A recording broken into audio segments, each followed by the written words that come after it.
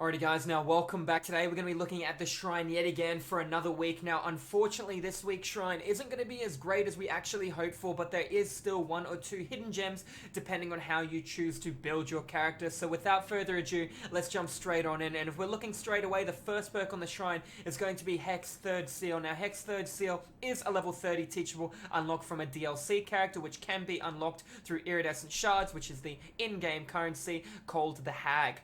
Anyways, what does Third Seal do? Basically, at Tier 1, Tier 2, and Tier 3, respectively, it'll allow you to hit 2 different survivors and apply effect, 3 survivors, and 4 survivors. So what is the effect that happens? Well, it is a blindness effect. Now, blindness means any aura reading ability that the survivors have will be counted. Now, that being said, that means if they can see the killer's aura through perks like Alert, they will no longer be able to see the killer's aura. However, it will still give a sound indicator. It'll still go all the way around, showing that the perk is working. Things like Object of Obsession. Yes, you won't be able to see the killer when you look at him, but when they look at you, or when you look at them, they're still going to be able to see you, even though you can't see them. You can always focus in the bottom left-hand or the bottom right-hand side of the screen and look at the eye, and when the eye pulsates, you know you are looking in the general direction of the killer. That is how you should be using Object against people like Ghostface, if you so feel inclined to using that horrific perk, because it can be quite an experience to go against, especially for inexperienced killers. Now, why would you use Hex Third Seal? Well, it's basically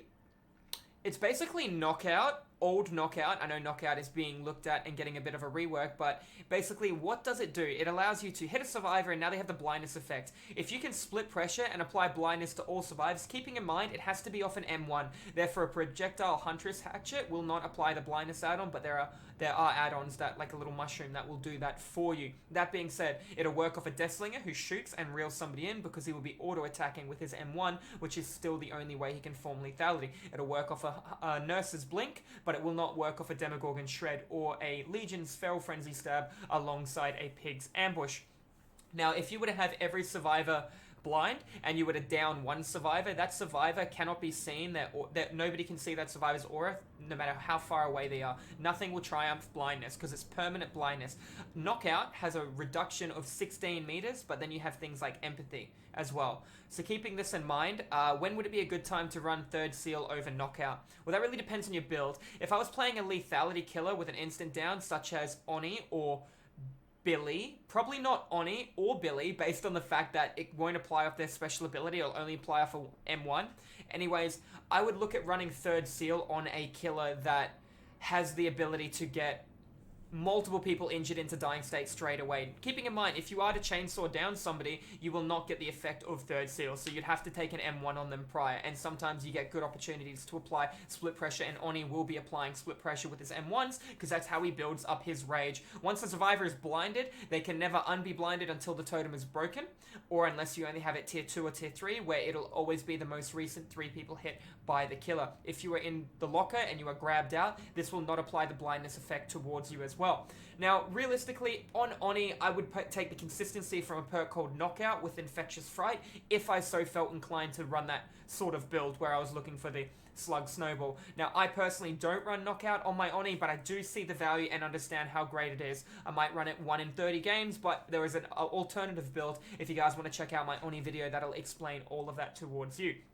But basically, Third Seal can work well. If you're using it on a killer that can apply fast split pressure, such as a Nurse, it can work nice as well. Hag, if you have good portal prep, or whatever you want to call them, prep, finger paintings on the ground, triangle preps. If you have good prep, it can work out pretty well. Honestly, I would pass up on this perk.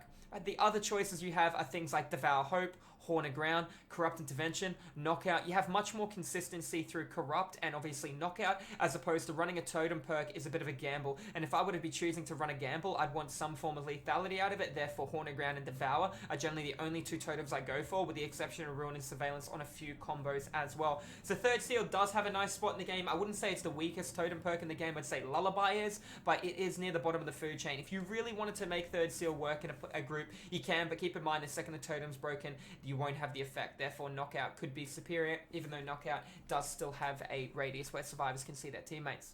Moving on to the next perk, this is going to be Quick and Quiet. Now, what does Quick and Quiet do? Quick and Quiet is basically allowing you to fast vault, medium vault, or vault a pallet without giving the killer a notification. Now, I want to point something out real quick. Normally, when you vault a window through a medium or a fast, you'll hear that your feet click on the window, right? If you jump in a locker, you'll hear that loud screech. That gives a killer a notification of where you currently are when you have done that.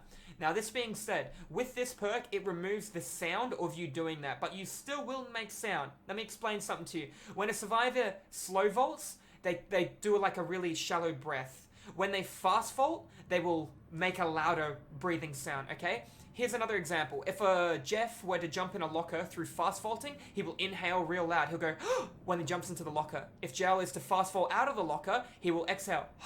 They will still do it, regardless whether they do it fast or slow, getting in the locker. So next time you're playing a game of DBD and you're in solo queue and you want to test it out, turn your volume up. You're going to be able to hear it. It's something you can become accustomed to. Much like floorboards, wooden floorboards, platform gens, you know, all these kind of things. Grass, they make a lot of noise in DBD when you can understand what noise to actually listen for. So for example, if you hear breathing in your right eardrum, David breathing is going to be different to a Dwight breathing, which is going to be different to a Megan breathing, and you might know David has sprint bursts, you might be able to do a moonwalk M1 around the corner for him, as opposed to going for a chainsaw hit down because you know that guy's got sprint bursts. So there are a lot of different ways that it can shape your play. Much like tracking crows on a 15-second despawn as opposed to 10-second scratch marks, but it will all come with time and more practice in DBD. I do like Quick and Quiet. I think it's actually one of my favorite perks in the game that I think is a hidden gem. I would like to see it get a little bit of a rework, and my suggestion for a rework for Quick and Quiet is rather than having a 20-second cooldown for a stack of Quick and Quiet, it has a 60-second cooldown, but it can hold 3 charges. That way you can fast vault in a locker, and you can fast vault out of a locker, alternatively fast vault over a pallet, and then fast vault back the way, and then go with your life. So you have a lot of good choices, right? Unfortunately, with one token, it doesn't have many choices. Anyways, guys, moving on to the next perk. What do we have? We have Remember Me. Now, Remember Me isn't a great perk. Got a nerf a little while ago, I'm not going to lie about it, and it used to add an additional whopping, I think it was 20 seconds towards an exit gate, or it was 15. It was a lot of time. Now it can only add a maximum of 8 seconds. So basically, every time you M1 your obsession throughout the trial, doesn't matter if they DS you, then you M1 them and they become your obsession. As long as it's your obsession, basically you add additional time towards the exit gates. That means as long as the obsession is not opening the exit gate, it's going to add an additional up to 8 seconds for the doors to be opened.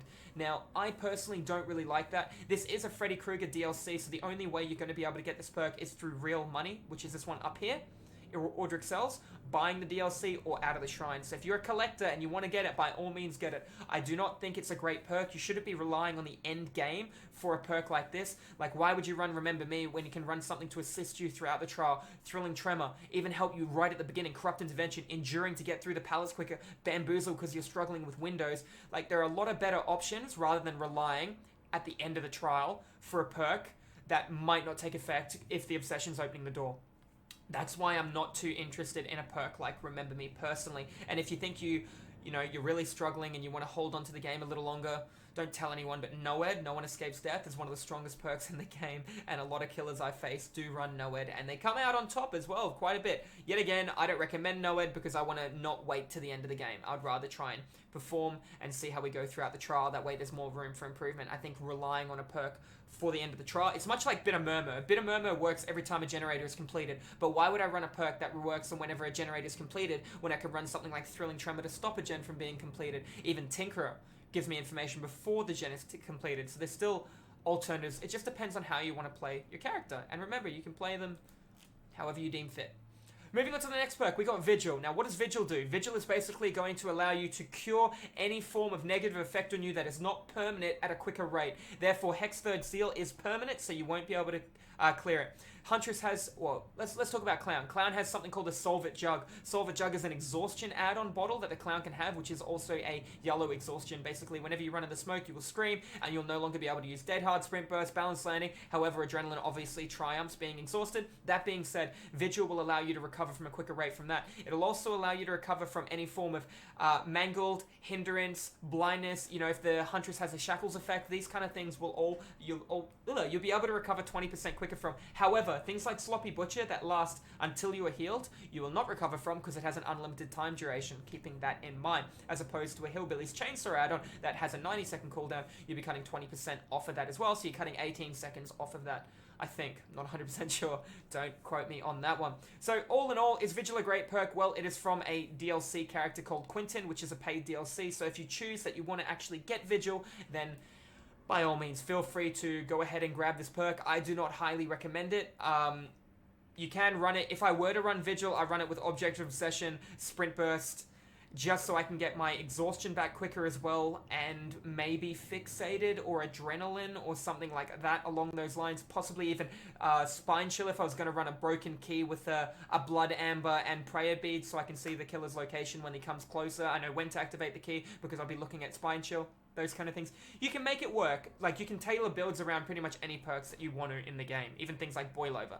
But all in all, guys, that's going to be this week's Shrine. If I were to buy anything off of it, I actually wouldn't recommend Quick and Quiet, even though I said it was an amazing perk. It's unlocked at level 30 on Megan, and you know if you've watched my Survivor tutorials, I recommend leveling Megan, Nia, or Feng Min if you're willing to purchase a DLC. Therefore, this being one of the starting perks that you get from Megan, I'd say just level up Megan and unlock it yourself and save a hold of these iridescent shards.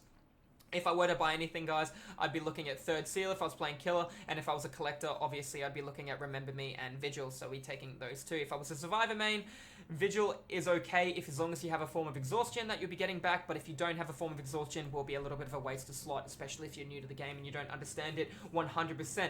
Anyways, guys, thank you all for watching. If you guys enjoyed the video, make sure you slap that follow button and that subscribe button. I do educational Survivor Dead by Daylight content live on Twitch 5 days a week. It'd be great to see you beautiful people popping in. If you think you know everything about DBD, you can help me teach the new people that don't. Anyways, guys, that is going to be all for this week's Shrine, and I will see you in the next video. Have a good one.